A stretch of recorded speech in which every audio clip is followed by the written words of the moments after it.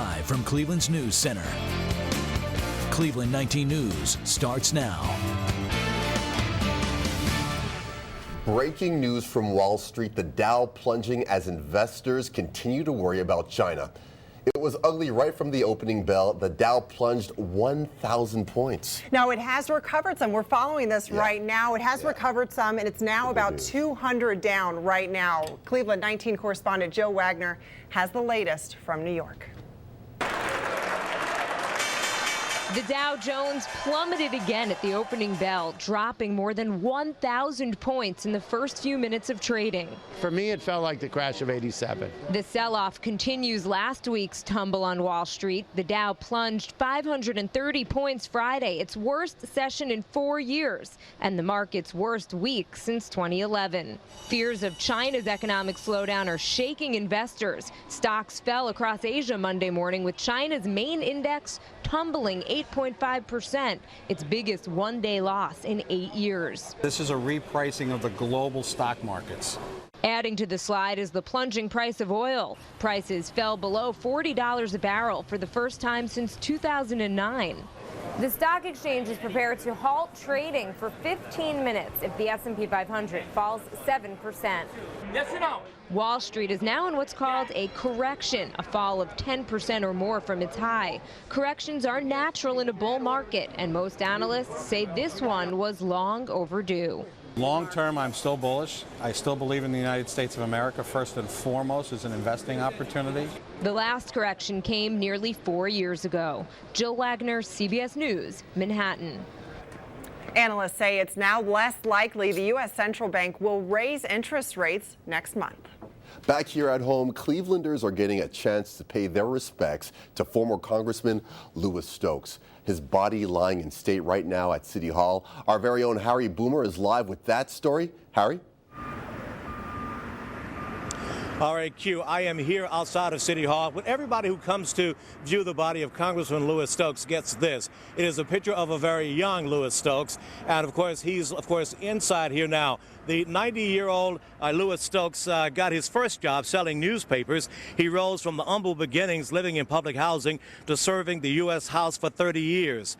Now, his achievements are legendary. He won a very important case before the U.S. Supreme Court, Terry versus Ohio, which set the standard of when police can stop and frisk someone.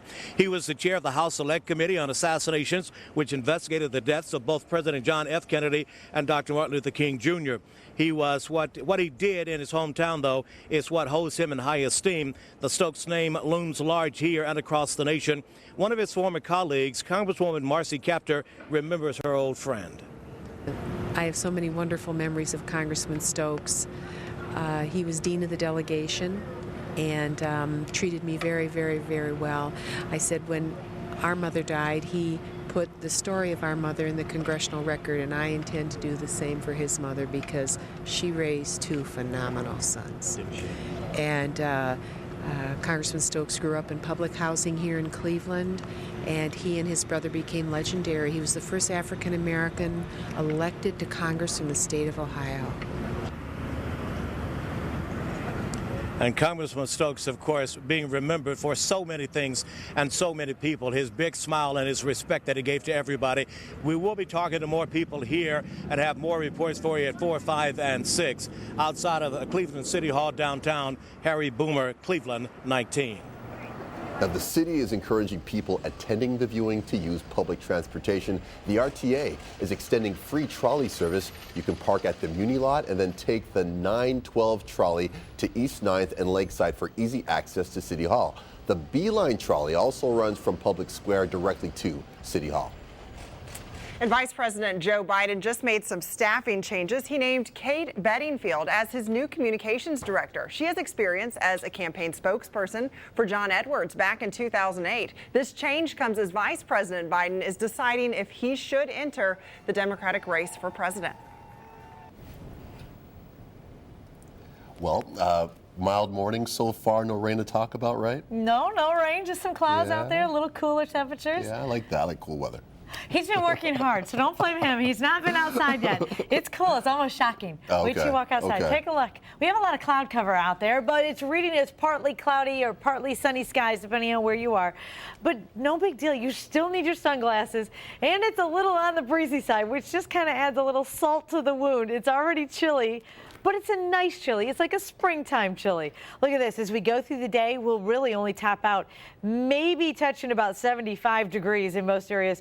Great sleeping weather coming our way, but look at the temperatures right now. Q's going to be going, you got to be kidding me, Beth. It's only 71 in Lindale, 71 in Moreland Hills, 74, though, a little closer as you get to the lake. But if you come in even more, look at that, Ashland, 69 degrees. Come on, we can do better than that. We will by the week's end. But for the most part, we're going to stick with that sun cloud mix. That dry, cool air is definitely in place. But don't worry, you guys, we will warm right back up. It's just not going to be for a couple of days. Wait till you see the 7-day forecast. It'll be up next.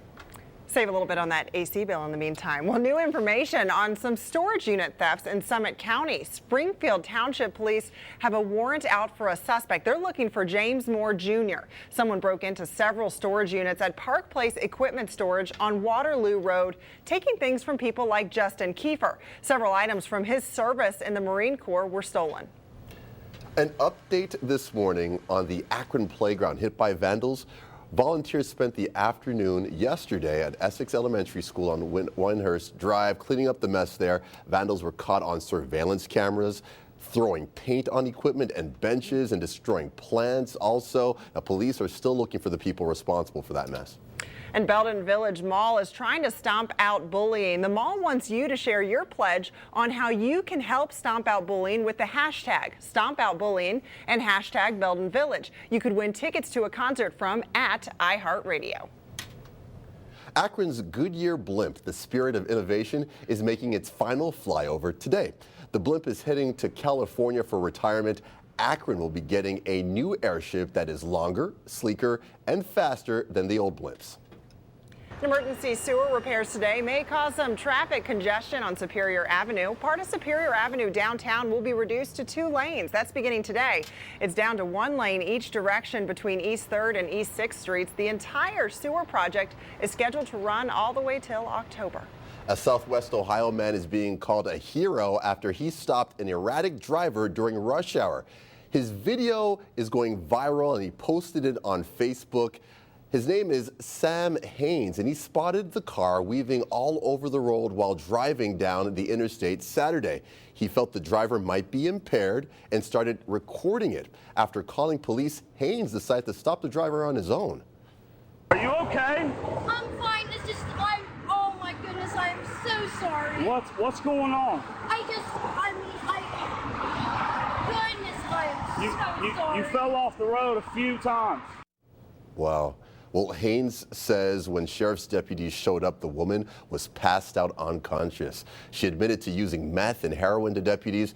Haynes felt the need to stop the woman because, get this, his sister back in 2009 was hit by an impaired driver, and she's still recovering to this day. And a blast ripped through a U.S. Army post near Tokyo. That happened this morning. A witness captured this video on the blast and the fire that followed. Officials say the explosion happened at a storage building. No one was hurt there, but authorities are investigating what caused that blast. The 3 Americans who helped stop an apparent terrorist attack on a European train were honored by France's president today. Cleveland 19 correspondent Charlie Gattara has the story. France's biggest heroes bestowed the biggest honors. Specialist Alex Scarlatos, Army National Guard. Airman First Class Spencer Stone, U.S. Air Force. And their childhood friend Anthony Sadler. 3 ordinary guys who did an extraordinary thing. At the ambassador's residence, Spencer Stone described for the first time the moment he and his friends faced the heavily armed gunman head on. And I saw he had what looked to be an AK-47, tackled him. Alec came up and grabbed the gun out of his hand while I put him in a chokehold. It seemed like he just kept pulling more weapons left and right, took out a box cutter, started jabbing at me with that.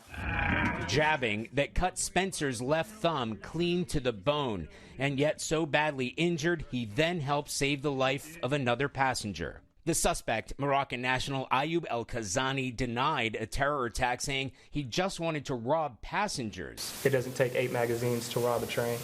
Anthony Sadler, that man you saw at the end, their childhood friend, summed it up best when he said, hiding or sitting back is not going to accomplish anything. In times of terror, don't just sit by and watch. Charlie D'Agata, CBS News, Paris. Anti-terror investigators in France are still questioning the gunman. The French president said the whole world admires the men for their courage and cool composure. Coming up on Cleveland 19 News. If you're having trouble with pictures looking blurry on your iPhone, it might not be your selfie skills. We have a recall to tell you about. That's next. And free haircuts for kids going back to school. See where you can get yourself a cool cut at no cost. Plus, we have the latest on IndyCar driver Justin Wilson. He was hit in the head by a large piece of debris during a race yesterday.